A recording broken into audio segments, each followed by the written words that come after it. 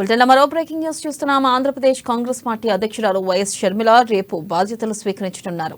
దానికంటే ముందుగా ఇడుపులపాయలోని దివంగత ముఖ్యమంత్రి తన తండ్రి వైఎస్ రాజశేఖర రెడ్డి సమాధి దగ్గర నివాళులర్పించి ఆమె ప్రత్యేక ప్రార్థనలు నిర్వహించనున్నారు.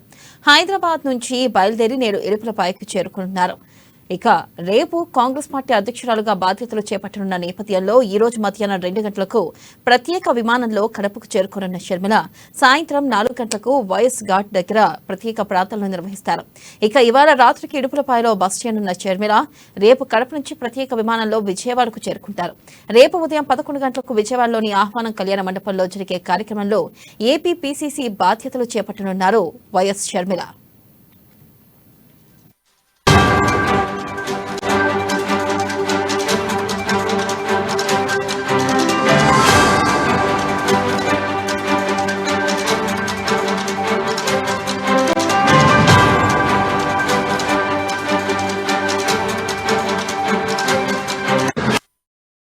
బ్రేకింగ్ న్యూస్ చూస్తున్న ఆంధ్రప్రదేశ్ కాంగ్రెస్ పార్టీ అధ్యక్షురాలు వైఎస్ షర్మిల రేపు బాధ్యతలను స్వీకరించనున్నారు. దానికంటే ముందుగా ఇడుపులపాయలోని దివంగత ముఖ్యమంత్రి తన తండ్రి వైఎస్ రాజశేఖర రెడ్డి సమాధి దగ్గర నివాళులర్పించి ఆమె ప్రత్యేక ప్రార్థనలు నిర్వహించనున్నారు. హైదరాబాద్ నుంచి బయలుదేరి నేడు ఇడుపులపాయకు చేరుకోనున్నారు. రేపు కాంగ్రెస్ పార్టీ అధ్యక్షురాలుగా బాధ్యతలు చేపట్టనున్న నేపథ్యంలో ఈ రోజు మధ్యాహ్నం 2 గంటలకు ప్రత్యేక విమానంలో కడపకు చేరుకోనున్న షర్మిల సాయంత్రం 4 గంటలకు వైఎస్ ఘాట్ దగ్గర ప్రత్యేక ప్రార్థనలు నిర్వహిస్తారు. ఇక ఇవాళ రాత్రికి ఇడుపులపాయలో బస చేయనున్న షర్మిల రేపు కడప నుంచి ప్రత్యేక విమానంలో విజయవాడకు చేరుకుంటారు. రేపు ఉదయం 11 గంటలకు విజయవాడలోని ఆహ్వానం కళ్యాణ మండపంలో జరిగే కార్యక్రమంలో ఏపీ పీసీసీ బాధ్యతలు చేపట్టనున్నారు వైఎస్ షర్మిల. దీనిపై మరింత సమాచారాన్ని మా ప్రతినిధి యూసఫ్ అందిస్తారు. యూసఫ్. కడప జిల్లాలో ఇవాళ మధ్యాహ్నం 2 గంటల నుండి కూడా వైఎస్ షర్మిల పిసిసి అధ్యక్షుడు కాబోతున్నారు. ఆమె పర్యటన కొనసాగబోతుంది.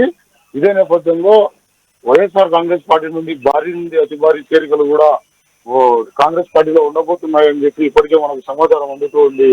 నిన్నలో దాదాపు వైఎస్ షర్మిల రేపు మధ్యాహ్నం 2 గంటల సమయంలో పిసిసి అధ్యక్షులుగా బాధ్యతలు చేపట్టనున్నారు. ఇవాళ కడప జిల్లాకు చేరుకొని తన తండ్రి సమాధి వద్ద నివాళులు అర్పించిన అనంతరం ప్రత్యేక ప్రార్థనలు కూడా నిర్వహించబోతూ ఉన్నారు.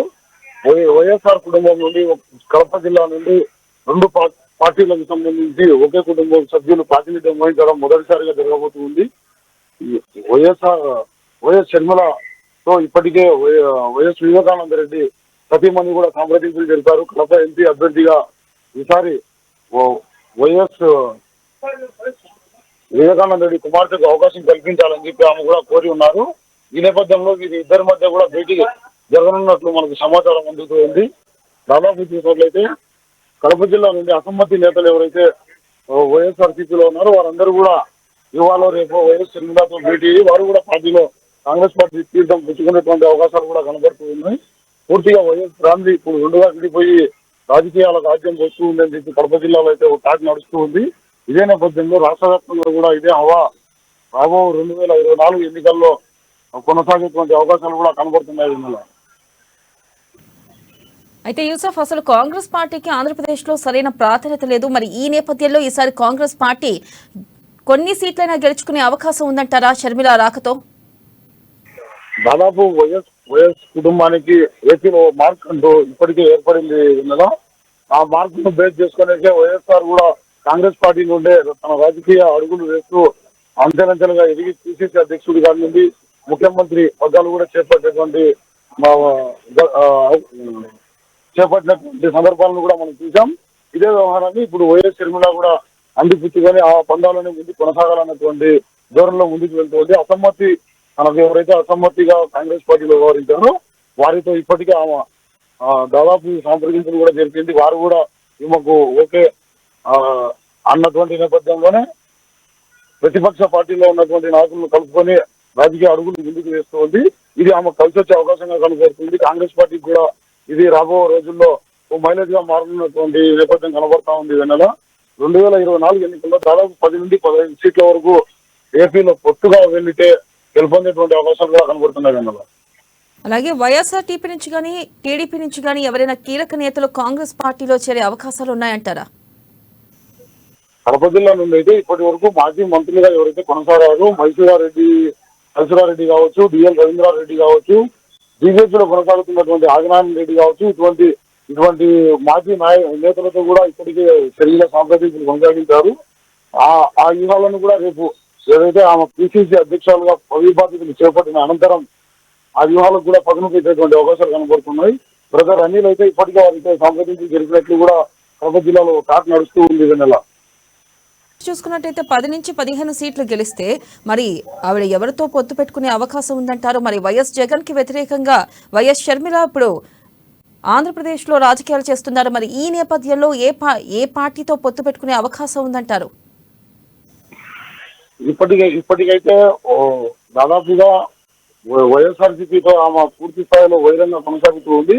వైసీపీకి మద్దతు ఇచ్చేటువంటి అవకాశాలు చాలా తక్కువగానే ఉన్నాయని చెప్పేసి దాదాపు చూసినట్లయితే టీడీపీ, కాంగ్రెస్, జనసేన ఈ 3 పార్టీలు కూడా రేపు రానున్న ఎన్నికల అనంతరం కూడా పొత్తుగా ఏర్పడేటువంటి అవకాశాలు స్పష్టంగా కనబడుతూ ఉన్నాయి.